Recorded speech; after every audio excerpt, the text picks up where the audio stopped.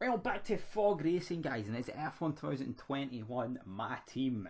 Save here, and we will be doing it as Lotus. Last year on my channel, I did BMW Jordan, but I felt like, fuck it, we'll go Lotus. I don't really want to create my own team. I want a team that's, I know BMW Jordan was never a thing, but at least it's teams that were in F1 combined, and I like a bit of realism. I don't want to create my own team and call it Big Stevie's fucking band of inbred bastards that drive cars on a track.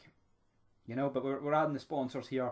We're adding all this, that, and the third, and hopefully we can get a good deal, and hopefully we can get this engine. I mean, you look at these engines, and I don't know where they've really got the fucking the stats from, to be honest. Like, I mean, Mercedes with the best performance, I'd probably say it's Honda these days, or it's least close. Renault nowhere near, even though I don't think Renault are even that bad. In terms of our teammate, we will go with Dan Tickton. I was going to pick Schwartzman, but I thought, nah, fuck it, we'll take a guy that costs a bit less and he's British and he's a bit of a hothead. He's a wee bit of a star, so to speak. A lot of people know him. I'm not saying Go ahead and no one knows confirm if you're Schwartzman, but happy. you get my point there. Next up, we would customise the livery. We'll just date black with yellow lines through it, Kind of like Lotus. Well, I think it is Lotus, but I didn't really want to waste a particular amount of time here sorting out the fucking livery, So that's exactly what I did. Not waste much time.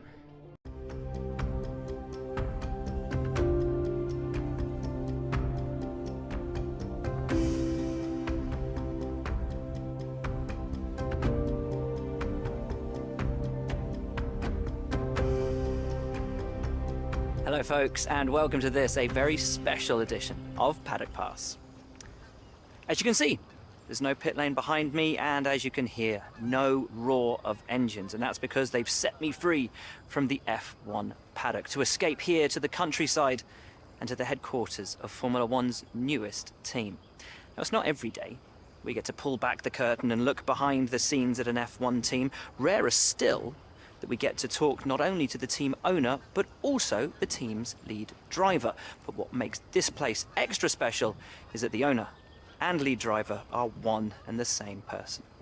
Now, it's been an interesting 12 months, and we all know a number of the regulation changes which were due to come into effect this year have been delayed until next. Some, though, are still seeing the light of day, amongst them the all-important budget cap, which gives some of the smaller teams a little further down the order, potentially, the opportunity to compete with the bigger teams. Good for them, but great for us as viewers.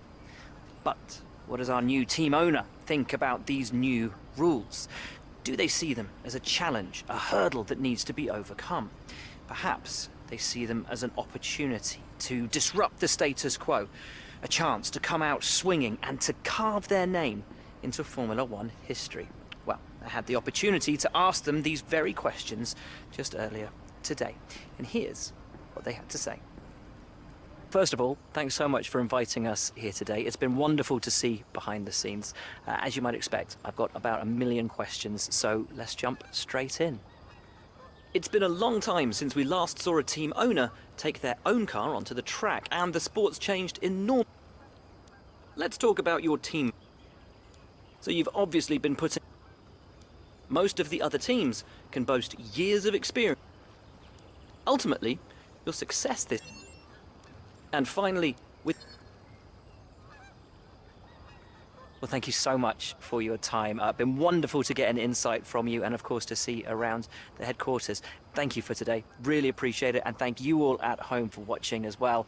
We'll see you very soon. Here is the team launch, though. I mean, it's not anything special here. I mean, it's kind of just like what it was last year. But you know what? It's good for how far the F1 games have came like in recent years. But we're going into turn one here, second lap. And it's a lot easier to spin this year.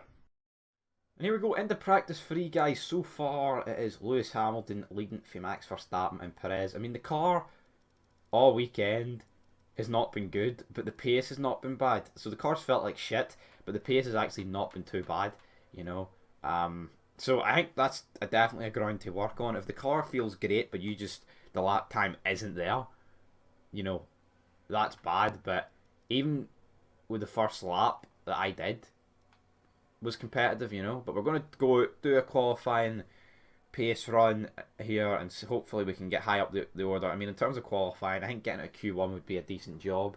not out the question, but realistically, I think we're going to get knocked out. But as long as we don't finish on the back row of the grid, I think it'll be a decent enough first race here. As you see, though, we've come out the pit, so there's a bit of traffic up ahead.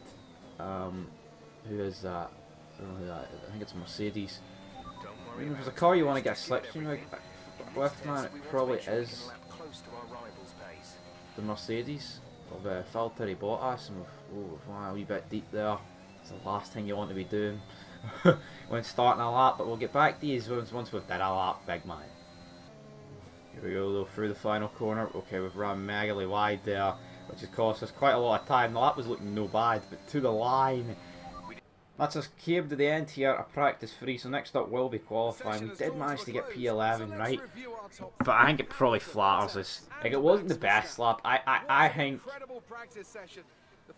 there is probably about 5 temps left in this car. Maybe 7 if you get like a slipstream.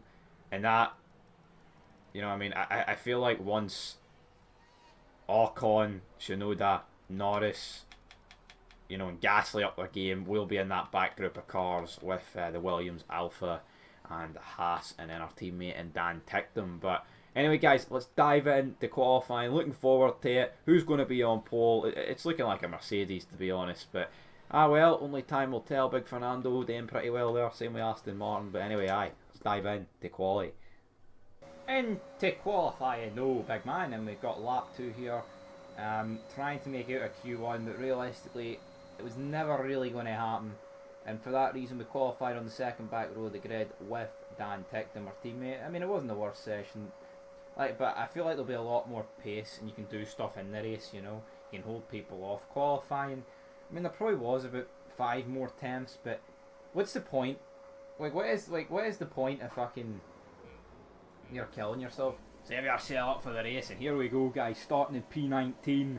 It's 5 lights. We've been held for an eternity. It kind of caught me off guard, if I'm honest, and all that hard work here almost out the window, because everyone bar Latifi's get past us. But going into turn 1, even Latifi manages to nip in front, but we in the turn 1 dive down the inside. There's a bit of contact with Shinoda, but hopefully no damage. Moving on though to the end of lap 1, Kimi Räikkönen managed to hang it around the outside of us and slot in front of us, but can we get past him?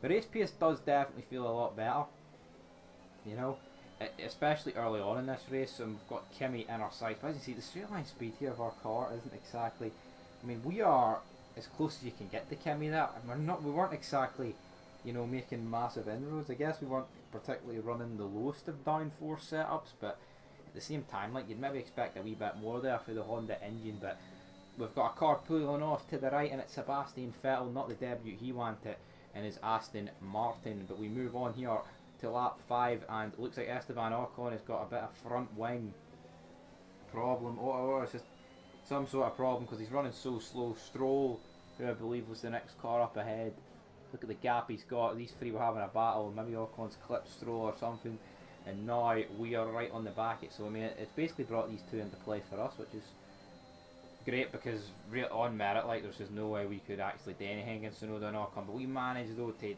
mean, just steal 2 positions there at the end of the day. Hopefully Ocon can do a bit of a job for us here. But moving on, we are on to lap 10, and some of the front runners have pitted. We've got Bottas come out in front of us, same with Hamilton and Verstappen, but Ricardo goes down the inside. We don't have DRS here, so we are literally just a sitting duck. Perez flies past us, Norris about to fly past us. Perez not helping his teammate out here. He should be with a Mercedes, no us, but yeah, we managed to get back in front of Norris, but the next lap he manages to get back in front of us. So yeah, we kind of jobbed Norris out for a lap, but well, not too much to greet about. And Schumacher, we've got Schumacher and Alonso behind us, so not exactly ideal here. But moving on to lap 13, the lap we are going to pit, and the front left, it just gave up, which I was actually shocked about, because the car, like, normally you can tell if a tyre's going to pop, like the tyres are completely went off the cliff, but they weren't even that bad, you know. But here, we lose a position to Schumacher, we lose a few vital seconds here. We've got Alonso and Kimi behind us, but I mean, this was not ideal. We managed to come out though, put on the hard tyres, and we are now making our way through the grid. But I feel like if that didn't happen, we had a real chance of points here. As you can see, we've got people doing 2 stoppers, we're doing a 1. We managed to overtake Schumacher in turn 1, get that position back. Leclerc on fresh mediums, we managed to get the job done on him. But how long can we hold up the Ferrari for? That is the real question. But I just feel like those vital few seconds, you know, because if you get like the latter laps, you can definitely put up more of a, more of a fight, and it means a bit more rather than like 6 from the end, you know. But now we've got Tsunoda and Fernando Alonso, like, you know what I mean, like those seconds there, that could have been the sake of, like, you know, like 3 laps, but we lost there getting the puncture. And you know, if I have 2 laps to go here, I can defend a lot more than what I really did here against Tsunoda and Alonso. But realistically, we had no chance. We ran wide there, and big Fernando gets the job done as well. And that is the way the race ended, guys. We did lose a wee bit at the back end there. Raikkonen managed to get past Schumacher. No, I think P12 in our first race with only 1 retirement is a fucking brilliant drive, honestly. I am not too bothered by that drive whatsoever. On another day, could have been points, you know. It wasn't. I know we did finish 11 seconds behind Alonso and Tsunoda, but like I'm saying, man, if we were closer, I would have put up more of a fight. Mercedes won too. Looks like they're going to walk away with yet another world title, but you never know, at least in real life they're not, and that's kind of all that matters, rather than a fake game. But Schumacher, brilliant drive, ticked him also, was doing well, but then he spun with a few laps to go like an absolute waster. And aye guys, that will do it for this episode of the F1 2020 My Team Career Mode. There will be a co-op career coming out soon, but until next time here on Fog Racing, peace.